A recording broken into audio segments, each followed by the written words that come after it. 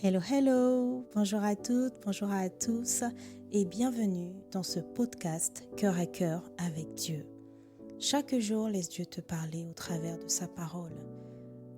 Dans ce podcast, nous partagerons des exhortations brèves, puissantes et guidées par l'amour pour t'aider à méditer les Écritures profondément, verset après verset, pour t'aider à guérir, à être éclairé, affermi, mais surtout faire la rencontre de Dieu telle que tu ne l'as jamais connu, afin de vivre une relation intime et vivante avec lui. Alors installe-toi bien, dispose ton cœur, dispose ton environnement, dispose tes pensées. Nous entrons dans sa présence.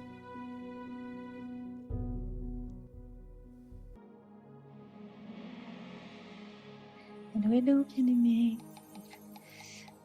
Je suis dans la joie encore parce que Dieu nous donne la grâce et Dieu me permet de partager encore ce temps avec lui, avec vous.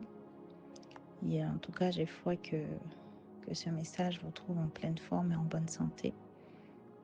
J'ai foi que vous êtes dans l'expectative comme moi, parce que c'est un privilège de plonger les regards dans les Écritures. C'est une grâce d'être toujours attiré de façon constante, avec joie dans sa présence. C'est une grâce de l'écouter parler. C'est une grâce de passer du temps avec lui. Alors, invitons-le intentionnellement, consciemment au travers de son esprit et donnons-lui toute la place. Disposons-nous, bien-aimés, là où nous sommes, alors que même tu es en train d'écouter ce message et tu fais autre chose. Prends le temps de te disposer, dispose ton cœur, dispose tes pensées. Même si tu fais autre chose, connecte-toi simplement à ce moment avec le Père. Et laisse la place au Saint-Esprit. Dispose ton cœur à recevoir. Dispose ton cœur à être ouvert à ce que le Seigneur aura à te dire. Saint-Esprit, nous te bénissons, nous t'invitons et nous te prions, s'il te plaît, de prendre le contrôle de ce moment, d'inspirer nos pensées, d'inspirer les paroles qui sortiront même de ma bouche. Nous te prions d'ouvrir un cœur, de venir transformer un cœur pierreux en un cœur de chair, de venir renouveler l'intelligence, oui, de quelqu'un qui t'écoute, qui va écouter ce message. Viens nous aider à comprendre, à pratiquer, à retenir et à transmettre, parce que tu ne nous parles pas seulement pour nous, tu nous parles pour que nous puissions déverser sur les autres. Alors que ce moment te glorifie, sens-toi libre, prends le contrôle, s'il te plaît, guide-nous. Sois le maître, sois la lumière.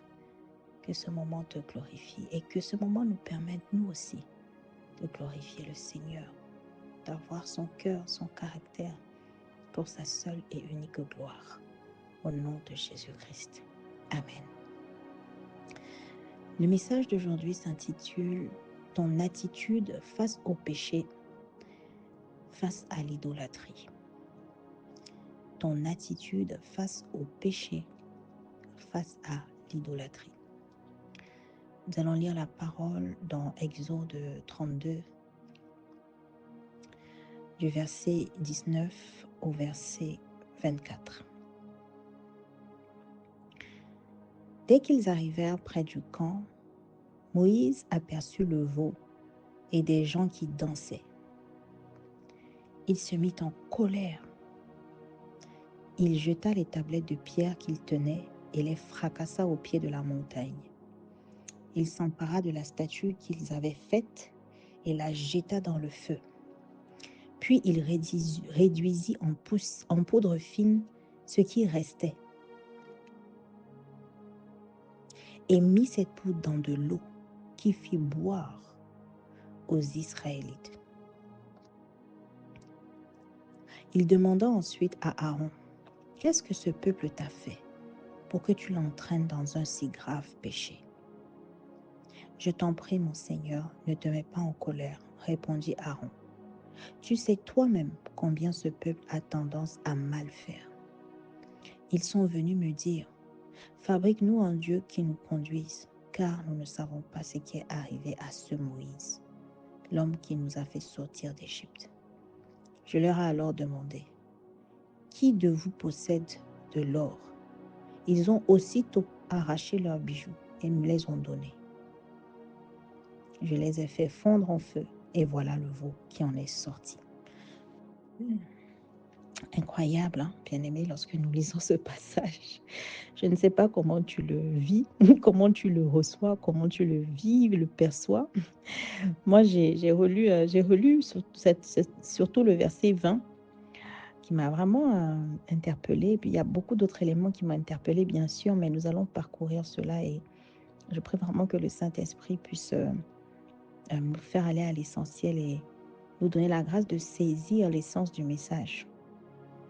En tout cas, que le Saint-Esprit puisse parler à chacun conformément à ce dont il a besoin dans la saison dans laquelle il sera lorsque il écoutera ce message. Alors, vous voyez, le premier point, c'est lorsque... Alors, rappelons le contexte. Rappelons-nous, Moïse était allé, il a jeûné, il était 4 jours et 4 nuits sans manger au pied du Seigneur sur la montagne. Et il notait en fait tout ce que le Seigneur avait comme commandement, les lois, tout ça. Et pendant qu'il était il était avec le Seigneur, le peuple a commencé à s'impatienter pour ne pas refaire le contexte dans les détails.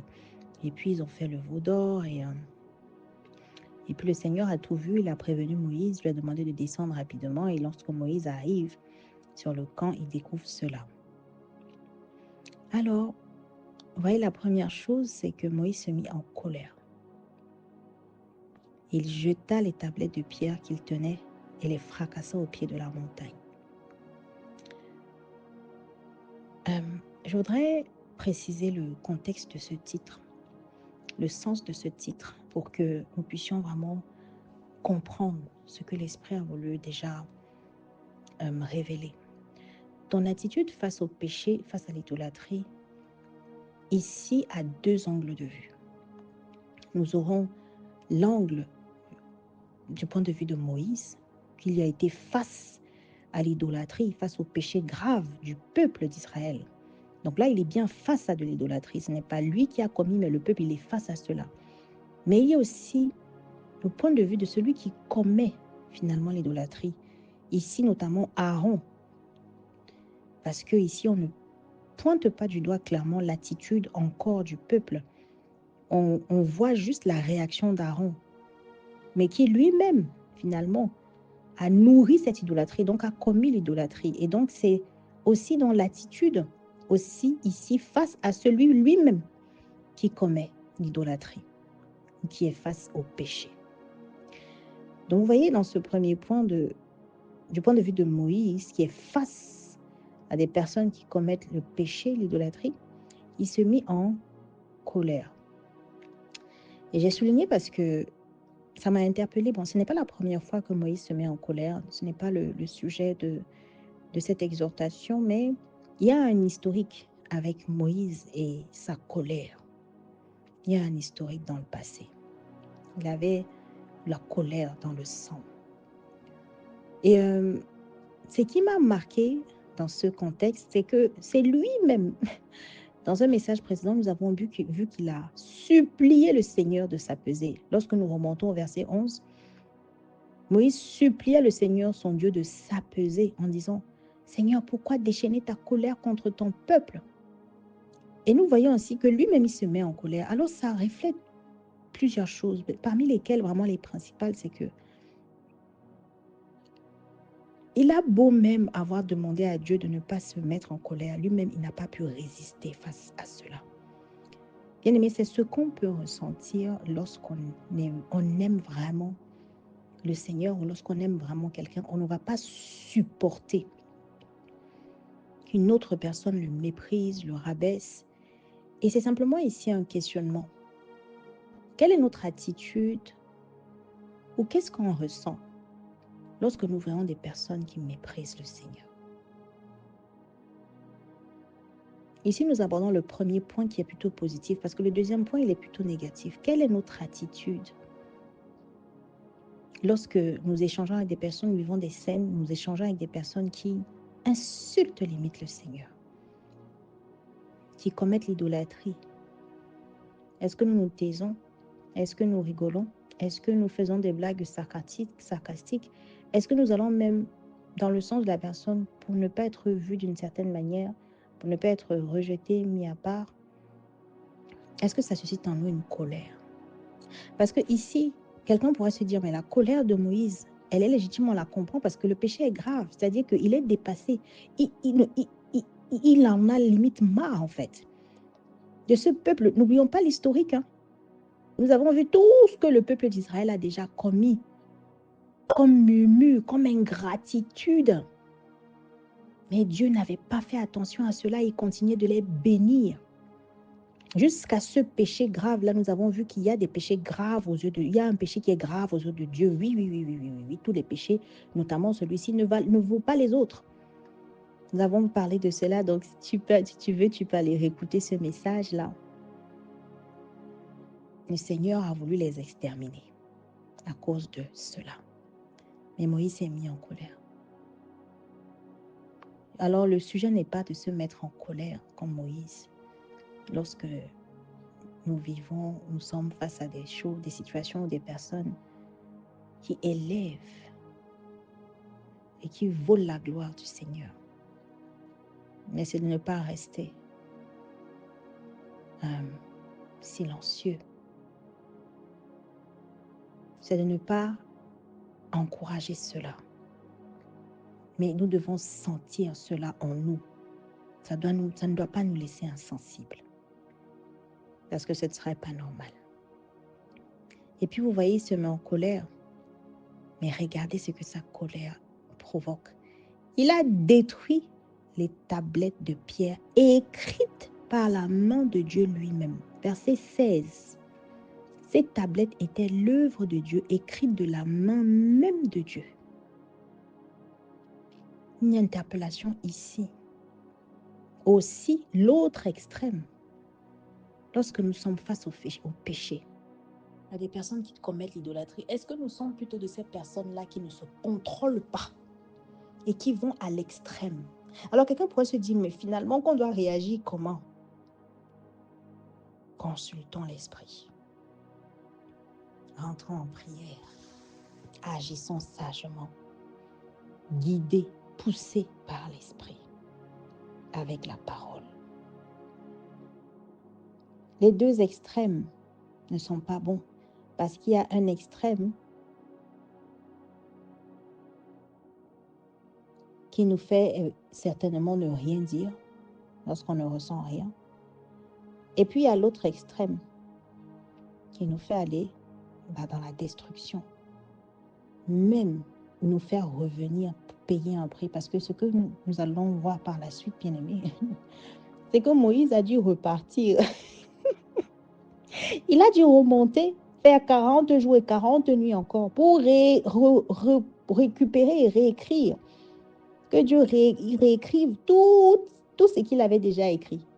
Donc, il a dû payer 2 fois le prix. Notre colère.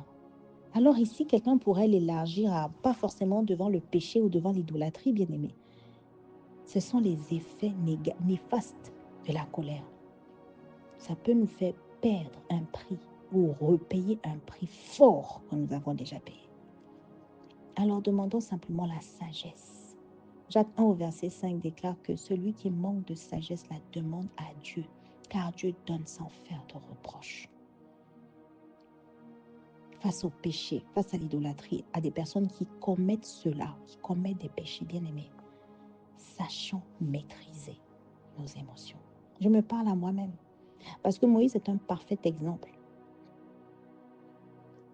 Il nous montre que ça ne peut pas nous laisser indifférents, nous devons faire quelque chose, mais il nous montre aussi que dans ce que nous devons faire là, il faudrait que ce soit guidé par l'esprit. Nous ne pouvons pas aller dans les extrêmes, parce que nous pourrions perdre et devoir repayer un prix fort que nous avons déjà payé. Ça peut être n'importe quoi qui nous glisse entre les mains. Ensuite, vous voyez, là où ça m'a, j'ai envie de dire, j'étais comme, like what? Au verset 20, il s'empara de la statue qu'ils avaient faite, il la jeta dans le feu. Ok, jusque-là, ça va. Puis il réduisit en poudre fine ce qui restait et mit cette poudre dans de l'eau qu'il fit boire aux Israélites. Ah! comment? Mais pourquoi faire ça? Sincèrement, j'ai relu ce passage, je ne sais pas combien de fois. Je me suis dit, mais Seigneur, Saint-Esprit, pourquoi il a fait ça? Pourquoi il y avait besoin de réduire ça en poudre? On pouvait encore s'arrêter là. Ok. Oui, de détruire complètement, là, je comprends. Mais qu'il a mis la poudre dans l'eau et il leur a fait boire ça. J'ai dit, ah, mais comment? Qu'est-ce qui est caché derrière? Qu'est-ce que ça signifie? Par la grâce de Dieu, j'ai pu faire des recherches. Et j'en ai tiré 4 points. Et j'ai foi que ce partage pourra aider quelqu'un à comprendre comment se comporter face à l'idolâtrie. Lorsque nous-mêmes, là il s'agit vraiment de lorsque nous-mêmes, nous sommes idolâtres.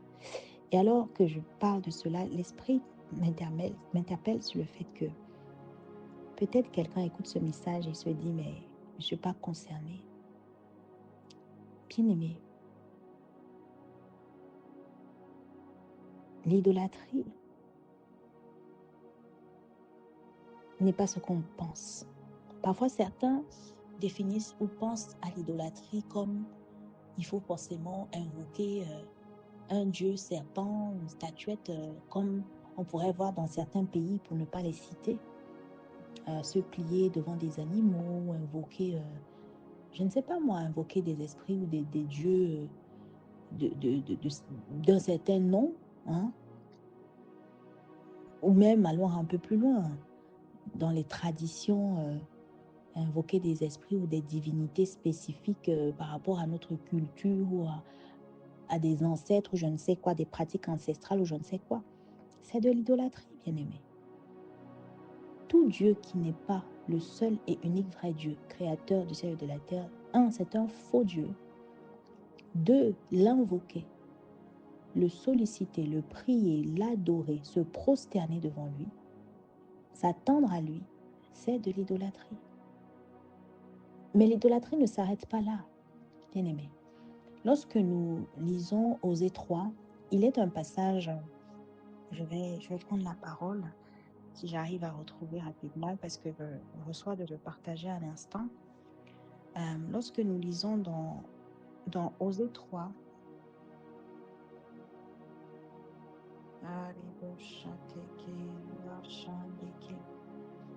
dans Osée 3, voyez au verset 1, le Seigneur me dit encore, eh bien, aime une femme qui, bien qu'aimée par son compagnon, vit dans l'adultère. Aime-la comme moi, le Seigneur, j'aime les gens d'Israël, bien qu'ils se tournent vers d'autres dieux et raffolent des gâteaux de raisin. Bien aimé, l'idolâtrie, c'est tout ce qui prend la place de Dieu. Oui.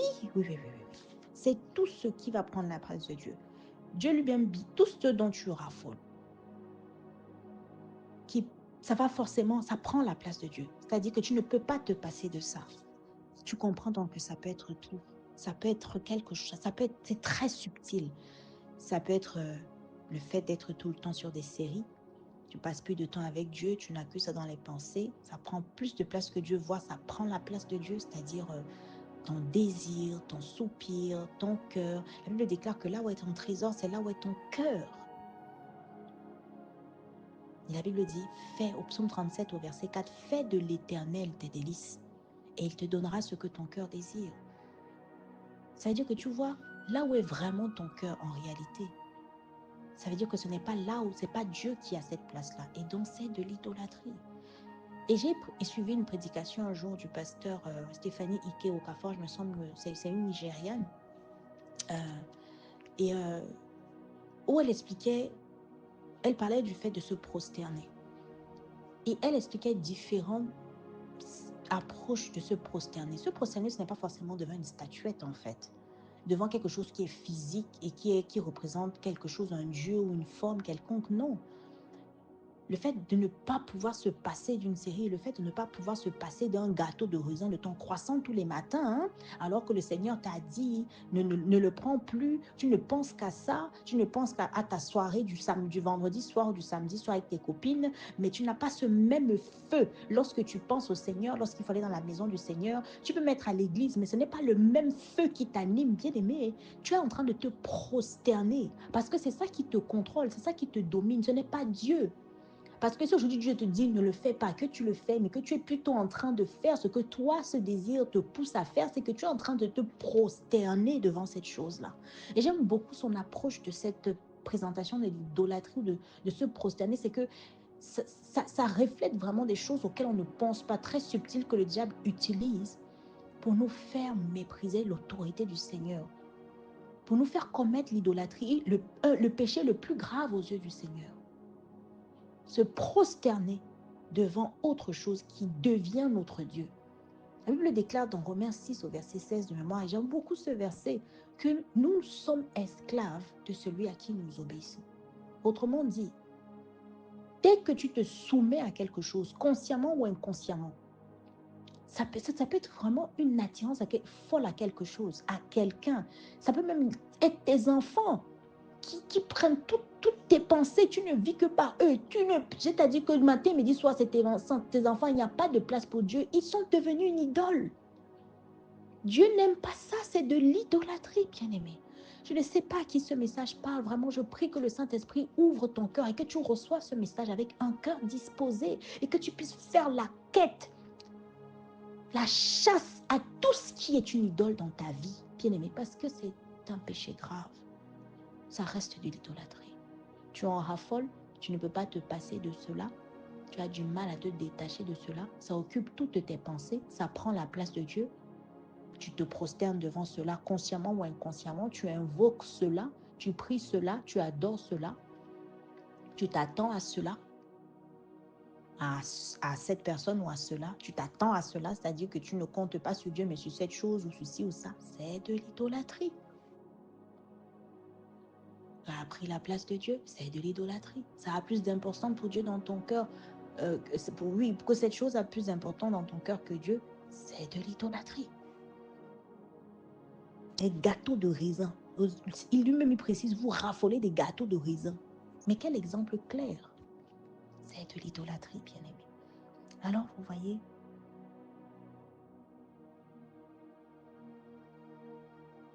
lorsque il a écrasé cela, il leur a fait boire.